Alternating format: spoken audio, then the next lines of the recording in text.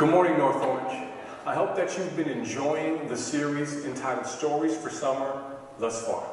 Remember, this series is about 1 Samuel. It's a historical narrative, and in the book of 1 Samuel, God is teaching us some important truths about himself and about us as his followers. As we go through the story, remember, you're going to need your Bible. So download a great app, go to the back table and get a Bible if you don't have one, because we'll be going through the Bible for all the lessons we need through the Word. And remember, narratives are different. God uses narratives to teach us important points, and we're going to be following the narratives as we go through this sermon series. I'm really excited for what God's going to teach us this morning. So let's get into God's Word together in the book of 1 Samuel. Good morning. You know, I'm the type of guy who gets songs stuck in his head. Anyone else that person too? I mean, so you musicians are like, of course, right?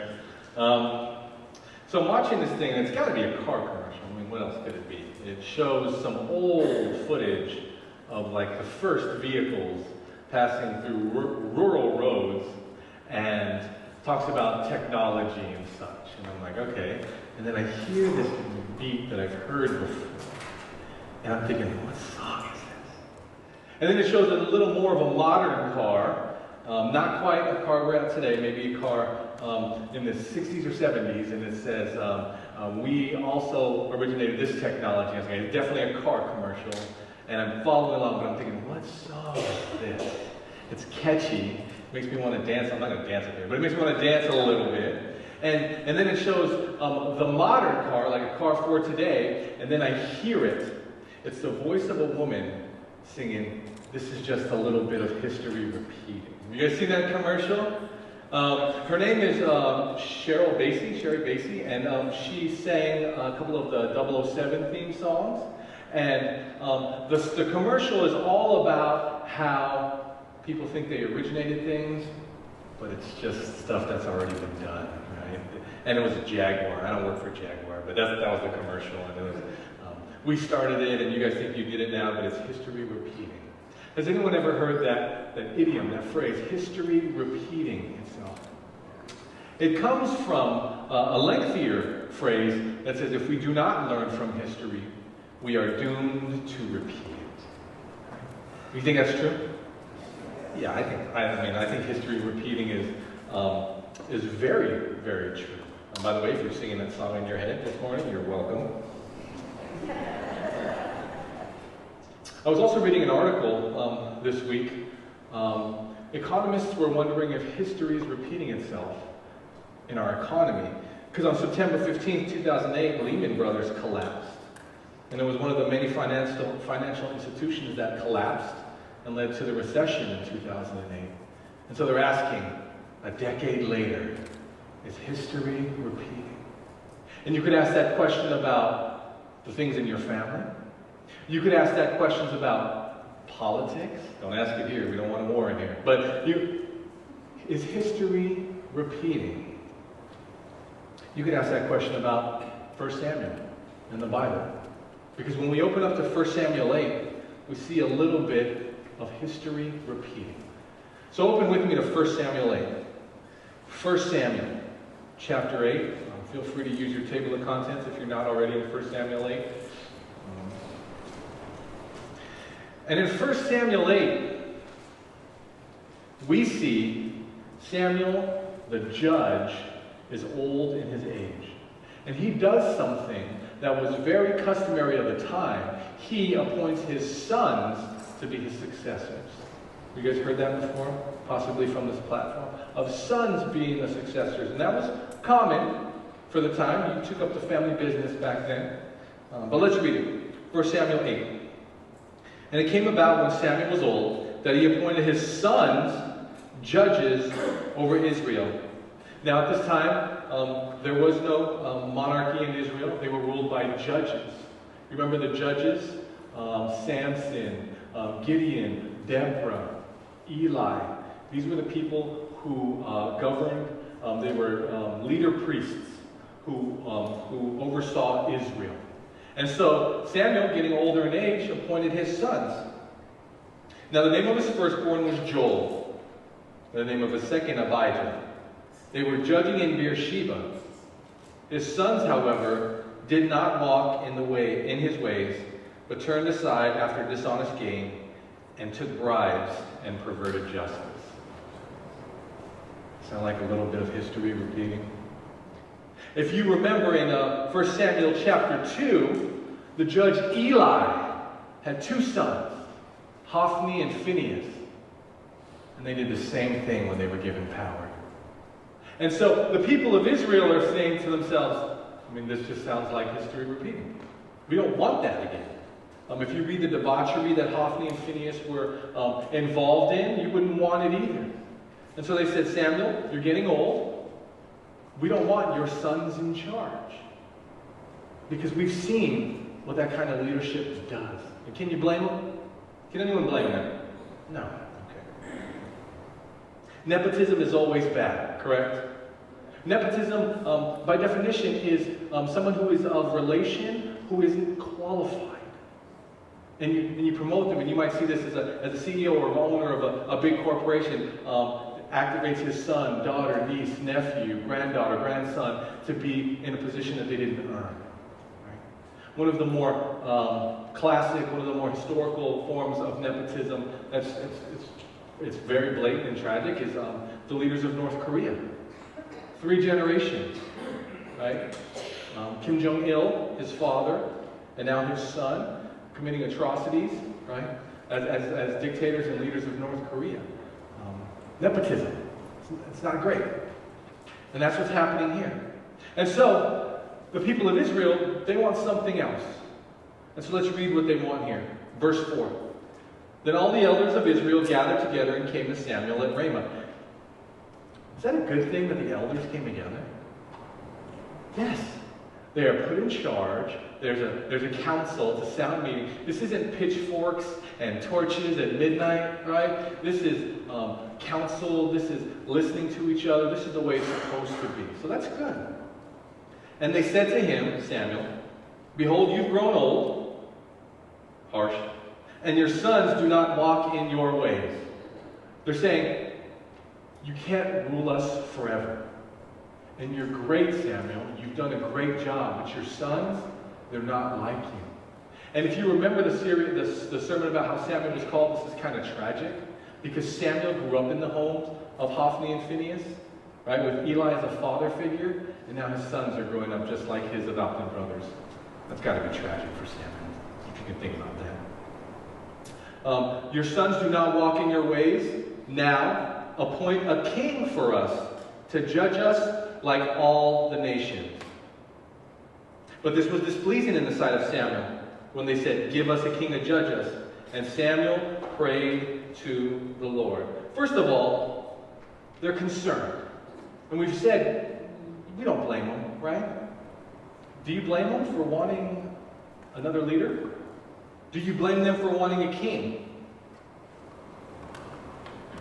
Quiet. It's quiet in here. It's crickets. Okay. All right. We got to get emotionally involved in the story here. I don't. I think if you've ever sat under bad leadership, whether it's your corporation, whether it's your family, and there's a chance for change, you're going to be open to the positive change, correct? Right? So I don't blame them here. They want a different leader. They've seen, they're learning from history, so history wouldn't repeat itself.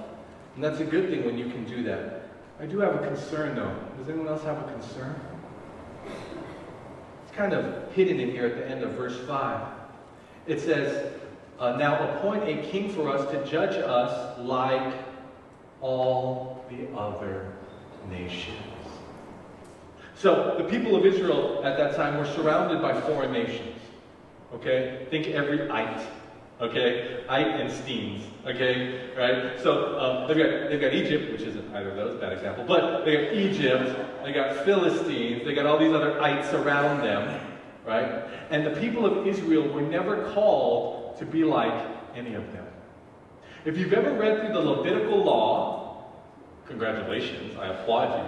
613 commandments given by God. 613 commandments. And they are obscure. From the way you'll dress and look, from the cleaning ritual, from the marriage ritual, from the way you will eat. Are you following me? 613 distinctives. And the important reason for those 613 distinctives is God wanted his people, as they marched through foreign lands to get to the promised land, he wanted them to be different. You are going to look different. You are going to clean yourself different. You're going to eat different. And that way, when you find yourself in any land, because they're nomadic at the time, people will know that you belong to me. You belong to Yahweh. You are God's people. And yet, they say what? Here. We want to be the same. We want to be the same. Now, as a Christian, are you called to be different? Yeah. Oh yeah. Trick question. Easiest one you'll get today. Yes, you are called to be different. Well, what's the church's role there? How different are we supposed to be? Like, are we supposed to wear the same hat and shoes? Like, we all just wear the same hat and shoes. Like, we're going to just stand out in society? Like, what? We're called to be distinct and different, correct? How much are we supposed to relate to the society? Well, I'll say this. I believe the church is called to be culturally relevant. Culturally relevant. We are not called to be people who can't even relate to our neighbors, right? We are called to exist here and be among people and be able to reach them. But we're not called to be like the people we live around. We're called to be different. And by different, I mean holy. By different, I mean sinless. By different, I mean following the commands of God. Okay? So that's the first problem that Israel had. Okay, so they wanted a king, and they wanted to be like other nations. Remember the people who had seen it all around them. They'd seen Pharaoh, they'd seen other kings command armies, sometimes taking them and saying, we want that. Have you ever looked at the world and said, why can't we do that in the church? Scary, dangerous ground. Okay. Let's see what happens when they ask for a king. Verse 7 here. The Lord said to Samuel, listen to the voice of the people in regard to all they say, for they've not rejected you, but rejected me. Why would Samuel feel rejected after the people that he's governed and given his whole life to? Remember, his mother dedicated him to service as a child. He spent his entire life governing them. Why would he feel rejected when they go, now it's time for a king? Why? Because he's taking it personal. He's saying, did it work? Did I do it? Did I do it right? I mean, imagine how, if after you've dedicated your entire life to service, the people that you were serving say, okay, we want to do it differently now. Kind of feels like it didn't work, right? All right. They're not rejecting you, God says, but they have rejected me from being king over them. So they're not rejecting Samuel, they're rejecting God. Does that sound a little familiar to you? If you've ever read Jesus' telling his disciples to go out, he says if they don't accept you, they're not rejecting you. Look, I'll put it up there. Luke 10:36. Luke 10:36 says this. The one who listens to you listens to me. And the one who rejects you rejects me. And the one who rejects me also rejects the one who sent me. So in that instance, when Jesus is talking about the rejection of God, a little bit of history repeating. Man's tendency to reject God, right? Whether it's the invitation to his kingdom in that instance, or the installation of his leadership in Israel's instance. Man has a tendency to reject God. And then God says this. They don't reject you, they reject me from being king over them. And then in verse 8, like all deeds which they have done since that day I brought them up from Egypt, even to this day. In that they've forsaken me and served other gods, so that they are doing to you also. Now then, listen to them, to their voice. However, you shall solemnly warn them and tell them of the procedure of the king who will reign over them. So God says, so the people of Israel, I mean, we all agree, like, it's not a bad ask, right? It's not a bad thing to ask for. But all of a sudden, the motives aren't as pure as we thought they were. Have you ever asked for something and then realized that your motives aren't as pure as you pretend they are or think they are? And God doesn't just leave it there. In fact, He exposes a truth here. They have done it since I brought them out of Egypt by the worshiping of foreign gods. They're just acting out what they've always done. Ouch. See, the thing is, we all think we have good intentions. We all think we're good. Everybody here think they're pretty good? Yeah? Yeah? Okay. Until someone starts logging. And God's got the log, right? The logbook. And then we go, oh, okay, well, I'm actually not as good as I think I am. My intentions probably aren't as pure as I pretend they are. It's similar to, has anyone ever done a food diary? A food diary? It's one of the, like, dieting things. You're journaling what you put in your system. I've done them a couple times, right? And so I'll start off in the morning, and it's easy for me in the morning because I don't eat breakfast, right? So it's like, cup of coffee. I'm doing great, right? Doing great. It's like the people thought they were doing great, right? And then lunch comes. Well, I didn't have breakfast, so I'll have a good lunch, right? That's way more bigger portion than a lunch should be for a person. And so I have that, and then I log that. And I say, okay, good, it's only lunch, right? But I also like snacks. Right? Snacks are good brain food, so I tell myself. And so then I log the snacks. Okay. And then I'll have a light dinner, because big lunch. Okay, good. Light dinner, great. You know what? I'm actually doing great in my food log. But then after dinner, right? After dinner comes. My wife has called me the diet werewolf, which means at night I get in the cabinet and it's over, right? And I don't log any of that, okay? I lie to myself. That's how we are with our own instances, our own accounts, our own failures, our own sins. We're like them. It's an innocent thing to ask for. We want good leadership. But it's come out of impure motives. Because they've been rejecting God. They've sought other gods. And God's bringing it to their face like a food diary. Okay, so God says, do what they ask for. Only warn them. Only warn them. Let's see that warning here. 1 Samuel 8, verse 10. So Samuel spoke all the words of the Lord to all the people who asked him of a king. He said, this will be the procedure of the king who will reign over you. He will take your sons and place them for himself in his chariots and among his horsemen, and will run before his chariots. I mean, that's pretty customary for a monarch of the time. Does that sound good? It's going to cost. He will appoint for himself commanders of thousands and of 50s, and some to do his plowing and to reap his harvest and to make his weapons of war and equipment for his chariots. You're going to sacrifice for this, Israel. Is this what you really want? Does that sound good? Let's keep going. He will also take your daughters for perfumers and cooks and bakers. Does that sound good?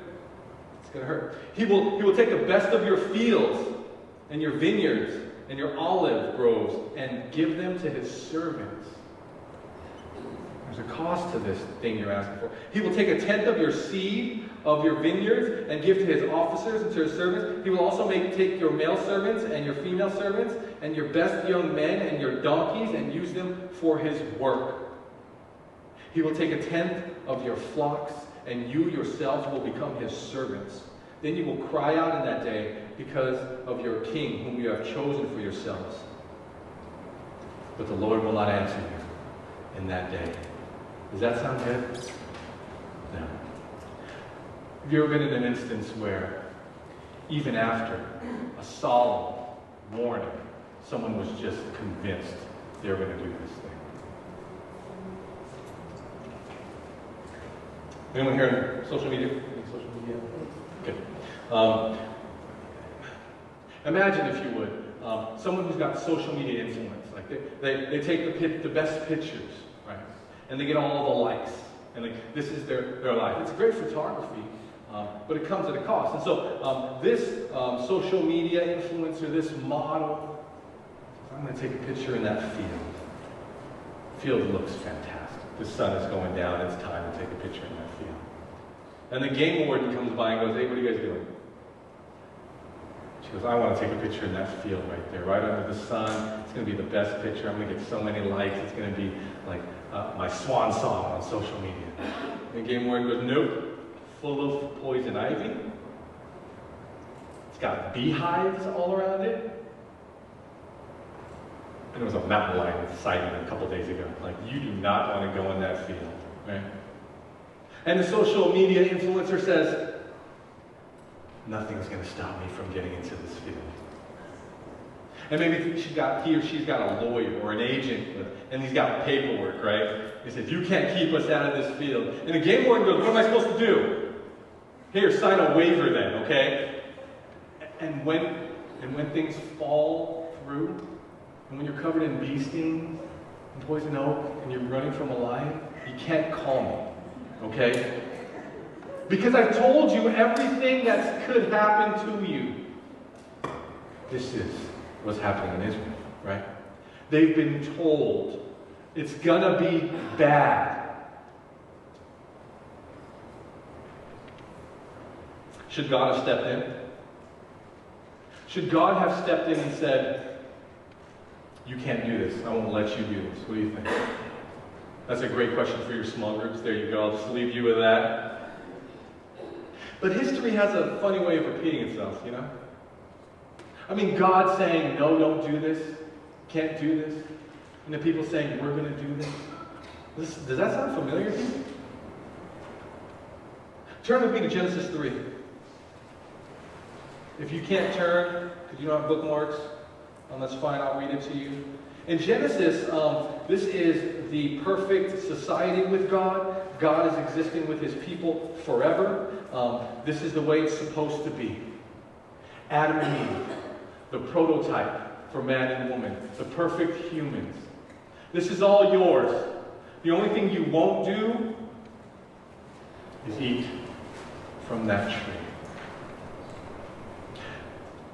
That's the only thing you're not supposed to do. That's bad. Do not do that. And so Adam and Eve, living in this perfect society, perfect community with God, don't heed the warning. And this is what happens. Chapter 3, verse 6. When the woman saw that the tree was good for food, and that it was the delight to the eyes, and that the tree was desirable to make one wise, she took from its fruit and ate. And she gave also to her husband with her, and he ate. Then the eyes of both of them were open, and they knew that they were naked, and they sewed fig leaves together and made themselves loin coverings. Adam and Eve, disobeying God, not trusting in God's plan, God's leadership, choosing the other way instead. History repeating, right? And so in 1 Samuel, they're just repeating what happened in Genesis. But it still sounds familiar, doesn't it? I mean, it sounds familiar past Adam and Eve, doesn't it? Maybe that's because 1 Samuel is not just Genesis 3, the story of their rebellion against God, and they're saying, "We want another way." But 1 Samuel 8 is our story. When we want another way, when we turn against God. It's your story, and it's my story. You following me?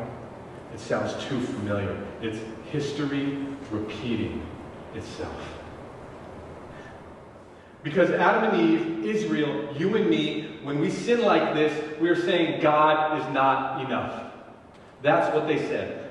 If you go back to 1 Samuel chapter 8, they're saying, "God, you are not enough." Do you know why? They're saying, "We want a king." But God said what? In verse 7. What does God say at the end? they have rejected me as being king over them. They want a king. They already had a king. They had the best king. And we want other things when we sin and go away from God. We already have it. We have it the best. We have completeness in God.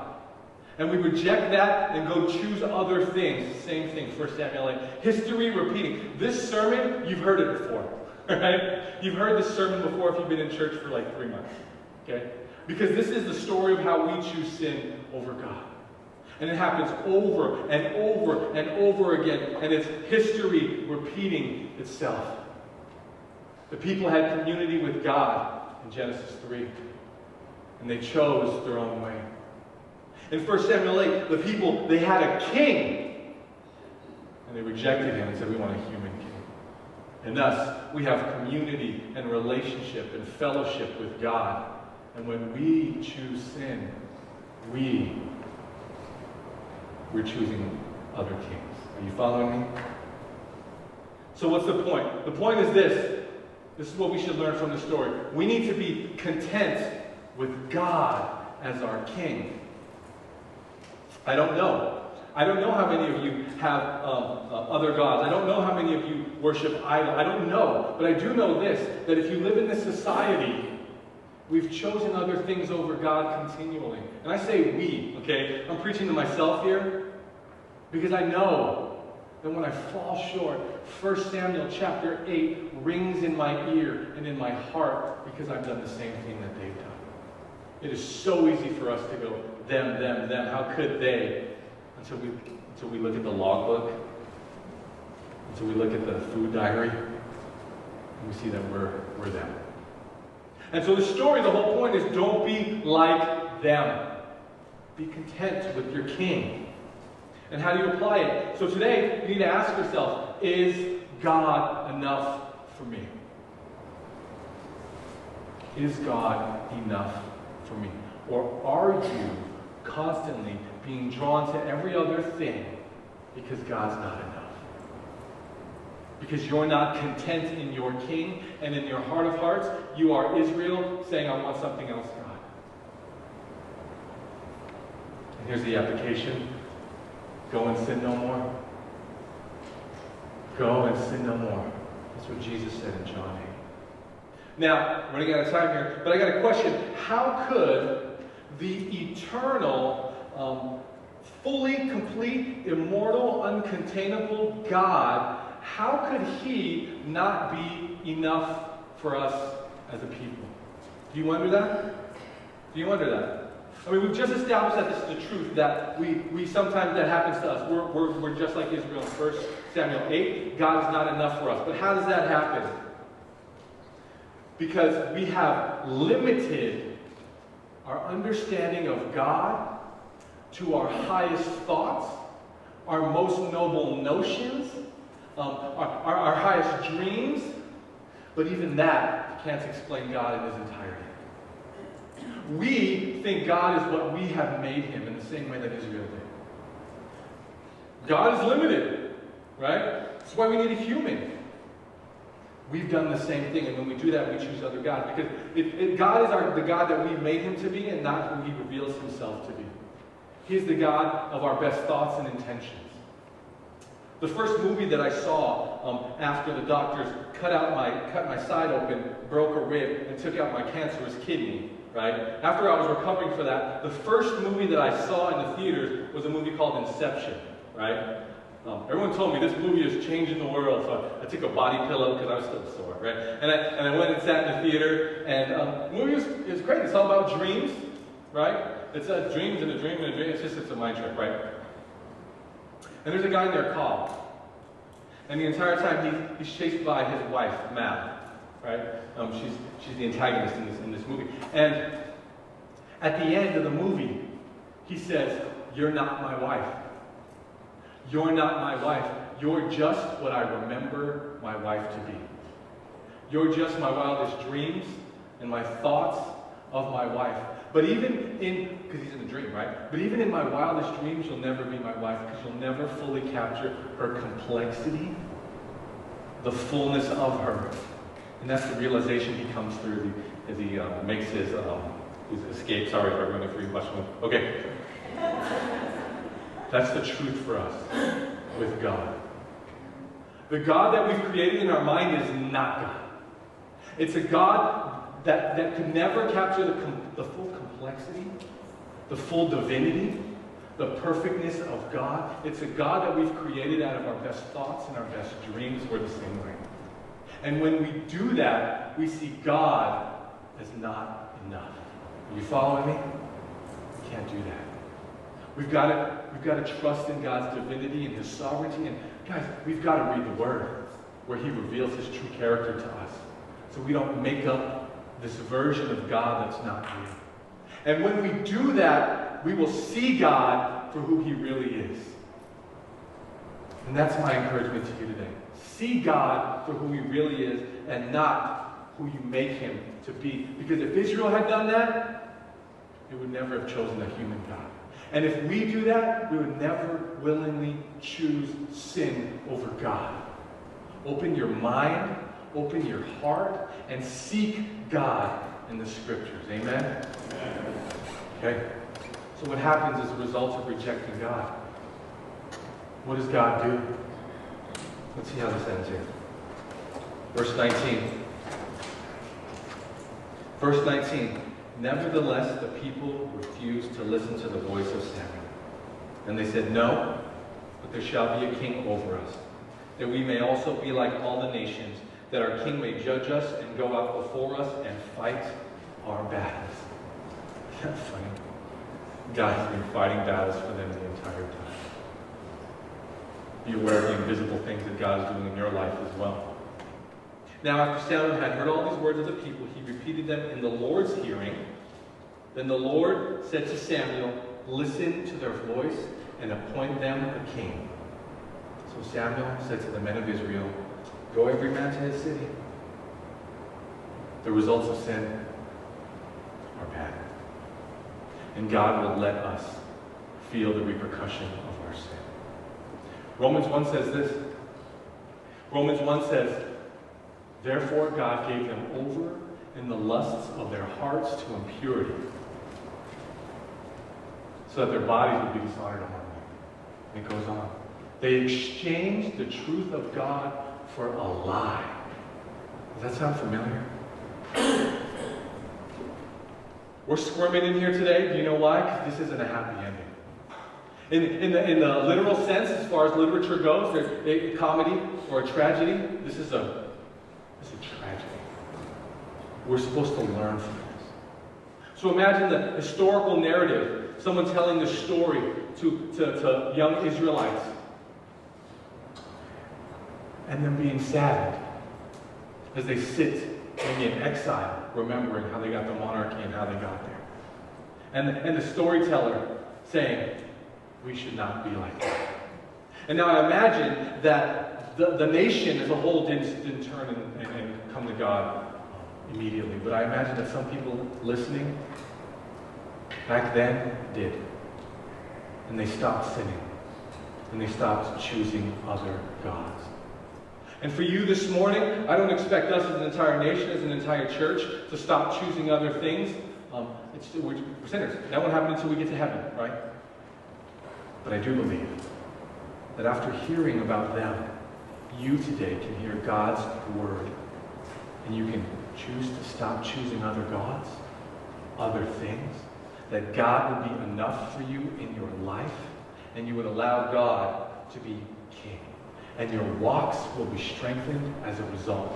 That's why God had us read 1 Samuel 8 this morning. You following me? So my question about Orange is, will history repeat itself? Or will you choose this day to have God as your king and God be enough for you?